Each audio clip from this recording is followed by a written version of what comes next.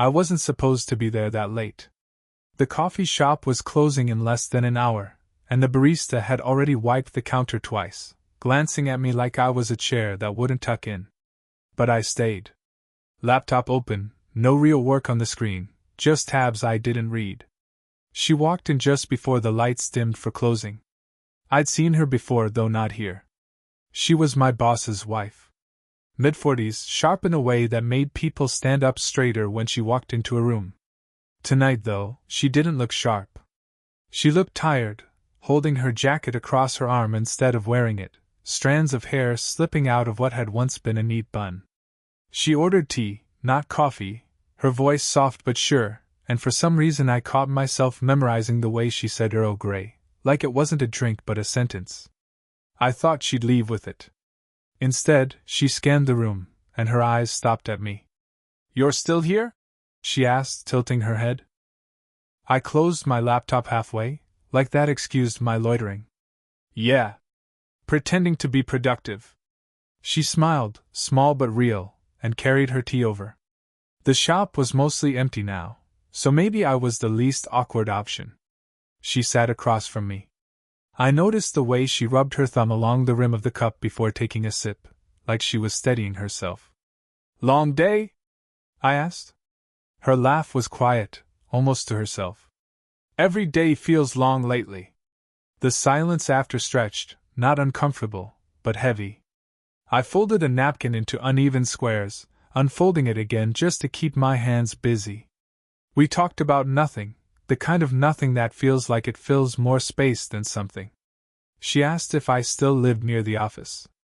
I nodded. She remembered I used to bring lunch in a thermos, something I'd done once, months ago. The fact she remembered made my chest tighten in a way I didn't have words for. "I don't usually stay out this late," she said, setting her cup down, fingers lingering on the handle. "Me either," I admitted. "Guess I didn't want to go home yet." Her eyes flicked up at that. I couldn't read her expression, but I knew she understood more than she said. The barista came over and asked if we wanted anything before they closed. She shook her head. I realized she hadn't touched the tea since her first sip. When we stood, she moved slowly, like she wasn't ready to leave. I wasn't either. Outside, the air was cool, and we lingered under the awning while the barista locked the door behind us.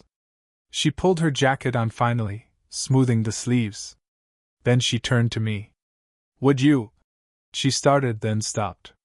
Her eyes lowered, and she shook her head with a small smile. "Never mind." I wanted to ask what she meant. Instead, I shoved my hands in my pockets, pretending to look at the traffic. She said goodnight, soft but certain, and walked toward her car. I watched her unlock it, slide in, pause with her hands on the wheel. For a second, I thought she might look back. She didn't. When I finally pulled out my phone, I saw her name light up the screen. A new message. "Can I tell you something?" And just like that, the night felt entirely different. Her message sat on my screen for almost 5 minutes before I answered. "Yeah." "What is it?" The typing dots appeared, disappeared, came back again. Finally, "Not here." "Tomorrow?" That's how I found myself standing in her kitchen the next evening, holding a grocery bag like it was a shield. She'd asked if I could help carry a few things in. "Since you're nearby." But we both knew it wasn't just about the groceries. Her house was quiet in a way that made the air feel heavy. Family photos lined the hallway, most of them older, her husband looking younger, their son still in high school. None looked recent. "Tea again?" she asked, setting her purse on the counter. "Sure," I said, though I never drank tea unless she offered. While the kettle hissed, I leaned against the wall, watching her move. She wasn't dressed like she usually was at company dinners. No tailored jacket, no carefully chosen jewelry. Just a soft sweater, sleeves pushed up, hair loose around her shoulders. It felt strange, like I was seeing someone I wasn't supposed to. She slid a cup toward me, then sat across the table. Her hands wrapped around her own mug, even though it was too hot to hold. "I don't usually talk about myself," she said finally, staring into the steam. "But lately, it feels like nobody's really listening anyway." I waited, quiet. My son's moving out next month, she went on, voice low. He's excited. I should be too. But when I think about it.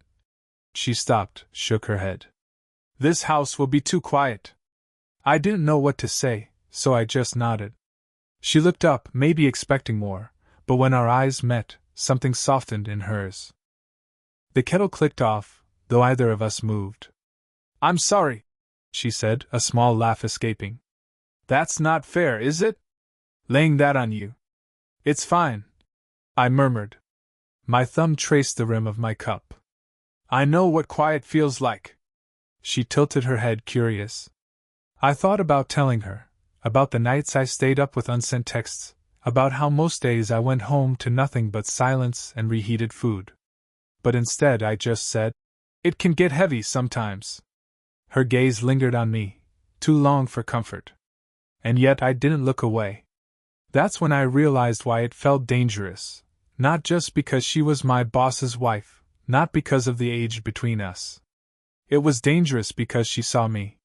Not the polite yes man from the office, not the tenant or errand boy. Me. We didn't say much after that. Just sipped at our tea, letting the silence fill up again. But when I stood to leave, she reached out without thinking. Her fingers brushed my wrist, a quick touch, so light it could have been accidental. I should have forgotten it the second I walked out the door. But I didn't. I don't know why that moment stayed with me. Maybe because it felt like someone finally saw me. The next time I saw her, it wasn't planned. Just the office cafeteria, a Wednesday, lunch trays between us. She was there for her husband, dropping something off. He wasn't around, so she sat with me instead. It should have been nothing. Just two people sharing a table. But the whole time, I felt the weight of it, the memory of her hand brushing my wrist. You're quiet today, she said, peeling the lid off her yogurt. Didn't sleep much? She gave me a look that lingered a second too long. I looked away first, pushing rice around with my fork. For a moment, it felt almost normal. Until someone else slid their tray down beside mine. Hey man, a coworker said, loud in that cafeteria way. He nodded at her, surprised. Oh, hi, Mrs. R. She smiled politely, straightened in her seat. A shift so small but sharp, like a door quietly closing. We made small talk, safe talk. My coworker laughed too hard at something that wasn't funny. I caught her hand move slightly, pulling her mug closer to herself, like retreating. When he finally left, the silence between us was different. Not easy like before. Cautious. I should go, she murmured, gathering her things. I almost let her. But the words left my mouth before I could stop them. Did I do something? Her eyes flicked up, startled. Then softer. No. You didn't. That should have been the end of it. But something in the way she said it, like she was convincing herself, made my chest tighten. She stood, smoothing her jacket. Take care, okay? And then she was gone, just like that. Later that week, she texted again. Short, hesitant. Can you help me carry something? Back in her kitchen, déjà vu grocery bags. The hum of the fridge. My pulse louder than both. I lifted the boxes onto the counter. She hovered close, too close. I could smell her perfume this time, faint but unmistakable. You didn't have to, she said quietly. I shouldn't keep asking. It's nothing, I replied, though my throat felt tight. She touched the side of a box, then let her hand drop. People notice, you know. If I'm around too much. If you are. The words hung there, heavier than anything we'd carried. I know, I said. But I didn't step back. Her breathing changed, shallow, almost shaky. She reached for a mug in the cupboard, her fingers brushing mine when I passed it down to her. Neither of us moved right away. For a second, just 1 second, it felt like the world tilted. Like if I leaned in, she wouldn't stop me. Her eyes flicked to mine. Stayed there. And then, her phone buzzed. Loud, sharp. She jerked back, fumbling it out of her pocket. Sorry, she whispered, voice unsteady. The moment was gone. But my heart didn't believe it. It was raining the evening she asked if I could walk her home. Not heavy, just the kind that soaks through slowly, steady enough to make conversation quieter than usual. We walked side by side beneath her umbrella, close enough that I could feel the warmth of her sleeve brushing mine every few steps. Neither of us said much at first. The rain filled the silence, steady and relentless. At the crosswalk we stopped. She exhaled, long and tired, watching the light change. You ever wonder if you're just drifting? She asked suddenly. Like you look up and realize 10 years went by, and nothing's where you thought it would be. I hesitated. Yeah. More than I'd admit. She gave a small smile, almost grateful. Everyone thinks I'm fine. That I have everything. But most days, it feels like I'm disappearing. The light turned green, but we didn't move right away. When we finally did, I matched her pace, my chest tight. I notice you, I said quietly. The words were out before I thought them through. She stopped. Right there on the corner, under the umbrella, rain hitting the edges. Her eyes searched mine, sharp and unblinking. Don't, she whispered. Not angry. Not cold. More like she was pleading. I didn't mean. I started, but she shook her head. You don't understand, she said. Her voice trembled, just once. I'm your boss's wife. I'm twice your age. And still. She cut herself off, biting down on the rest. Still what? My heart was pounding so hard I thought she could hear it. We kept walking, slower now. She held the umbrella tighter, knuckles pale. Finally she said, I don't know why I even asked you to come. Maybe I just… She stopped again, searching for the words. Maybe I just wanted someone who looks at me and doesn't already know the ending. I didn't answer. I couldn't. We reached her gate. The rain dripped off the umbrella, pattering against the pavement. She didn't go in right away. Do you ever imagine it? She asked softly. Her gaze dropped, not meeting mine. What it would be like if things were different. My throat went dry. I didn't trust myself to speak, so I stayed still. The silence stretched, heavy, almost unbearable. Her hand shifted on the umbrella handle. For a second, it looked like she might let it drop, close the space between us. My chest leaned forward before I could stop it. But then she stepped back, keys jangling in her free hand. The umbrella tilted, rain splashing between us. She looked at me, eyes wide, almost frightened. And then, so quietly I almost didn't hear it. What are we doing? The question hung there, rain falling steady around us, with no answer I could give. For a week, nothing. No messages. No late-night errands. No umbrella walks. At first, I thought she was busy. Then I thought maybe I'd imagined it all, the wrist touch, the rain, the way her eyes softened at things I didn't even say. By the fourth day, I knew she was pulling away. At work, I caught glimpses of her in passing. She smiled when others were watching, waved once in a corridor. But it wasn't for me.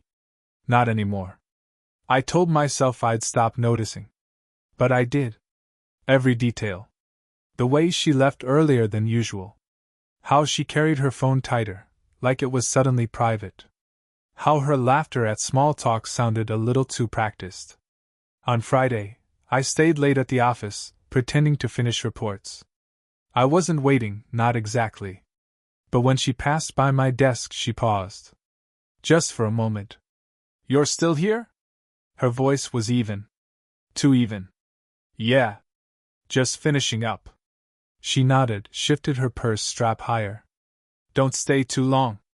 That was it. No warmth. No hesitation.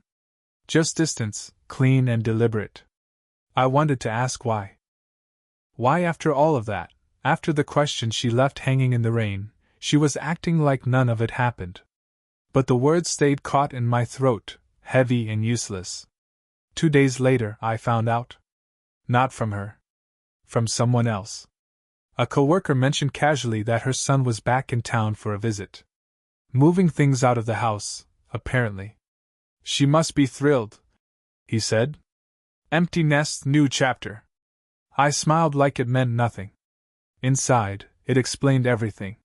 She wasn't pulling away from me. She was holding closer to him. I thought about her kitchen table, the way she'd admitted the house would be too quiet. And now, he was back. Filling the silence. Giving her something safe to hold on to. It made sense. Too much sense. Still, I couldn't shake the feeling that it wasn't the whole story. The way she'd looked at me that night. The unfinished words. The question she'd asked in the rain. I typed out a message that evening. Did I do something? Or was it all in my head? I stared at it for 10 minutes, thumb hovering over send. Then I deleted it. Instead, I sat in my apartment with the TV on low, volume barely audible, phone face down on the couch beside me. I wasn't heartbroken. I wasn't even angry. I felt paused. Like life forgot to finish the sentence. And maybe she was the only one who could. It was late when she called. No pretext this time. Just, can you come by? Her voice was steadier than mine. I walked over, heart in my throat. When she opened the door, she didn't look surprised to see me. More like she'd been waiting. The house was half-packed, boxes stacked by the walls, her son's things taped shut, labeled in her handwriting. The air smelled like cardboard and dust. We ended up in the kitchen again, both of us leaning against the counter like it was neutral ground. No tea tonight. Just silence. Finally, she said, I didn't mean to disappear. I nodded. I figured your son, yes. Him. And. She trailed off, folding her arms like she was bracing herself. And me, trying to make the right choices. Trying not to complicate anything. Her eyes flicked to mine, then away. I took a breath. You don't have to explain. I just. The words tangled, but I pushed them out. I noticed when you pulled back. That's all. She closed her eyes briefly, exhaling through her nose. I was afraid I was using you. That maybe I liked being seen by you more than I should. The words hit harder than I expected. Not because they were wrong, but because they were true. You weren't using me, I said quietly. My hands clenched against the counter. You were the only person who looked at me like I wasn't just filling space. She studied me then, really studied me, like weighing what it would cost to step closer, or to keep the distance. Do you ever wish you could freeze a moment? She asked softly. Hold it before it tips into something you can't take back? My throat tightened. Every time I'm here. That was it. No declarations. No promises. Just that. We stood in it, rain still faint against the windows, the hum of the fridge the only sound. Finally, she moved. Not forward, not back. Just close enough that her sleeve brushed mine, like the umbrella night all over again. She reached for a box on the counter, set it aside, then let her hand fall, resting briefly against my arm. A touch, nothing more. But deliberate this time. I don't know where this goes, she whispered. Me either. For a long second, either of us breathed. And then she gave a small, tired smile, the kind that held both surrender and relief. Okay, she said. That was all. Not a kiss. Not a promise. Just two people standing in a kitchen, finally admitting they'd been carrying the same weight. And somehow, that felt like the only resolution either of us could afford. It didn't happen all at once. After that night in her kitchen, we didn't suddenly change everything. There were still weeks where we hardly spoke, days where silence felt safer. But the pauses were different now. Not walls, just space to breathe. I'd see her sometimes at the cafe on the corner, always at the same table by the window. She ordered Earl Grey. I still ordered black coffee, though I pretended to like tea when she offered. Sometimes we sat together, sometimes we didn't. But when we did, the air between us wasn't heavy anymore. She didn't apologize for talking too much, and I didn't pretend I had anywhere else to be. One evening, we found ourselves back at the park. The same bench where we'd stopped once before, waiting for the rain to ease. Only this time, no umbrella between us, no questions we couldn't answer. Just a quiet breeze, a warm dusk, the kind of ordinary moment most people forget. I used to sit here when my son was little, she said, eyes on the trees. We'd race to see who could spot the first firefly. I leaned back, hands folded loosely in my lap. Do you still look? She smiled. Every time. We didn't have to say anything more. Months slipped by like that. Nothing dramatic. No one ever found out. Life kept moving, the office, the boxes, her son making plans of his own. But there were shifts only we noticed. Her text at 8:47 a.m., just a simple coffee? My habit of leaving the thermos at her place, knowing she'd fill it before work. The way we could sit in silence without it meaning distance anymore. It wasn't a secret, exactly. Just ours. One night she laughed at something I said, an unfunny observation about the vending machine breaking down again. Her laugh wasn't polished or polite. It was unguarded, spilling out before she could catch it. She pressed her hand to her mouth, shaking her head. Don't, she said, eyes shining. Don't what? Make me feel 20 again. I didn't answer. Just smiled back, quiet, because I knew what she meant. If you'd asked me to explain it, I couldn't. There was no moment where we decided. No line crossed with fireworks. Just two lives that kept drifting toward each other until the space between wasn't space anymore. Not perfect. Not easy. Just better. On mornings now, when I pass her in the hallway, sometimes holding tea, sometimes coffee, she'll glance at me with that look. Small, knowing. Like we're the only ones who caught the punchline to a joke nobody else heard. And that's enough. Did this story stay with you? What kind of quiet, real love stories do you want to hear next?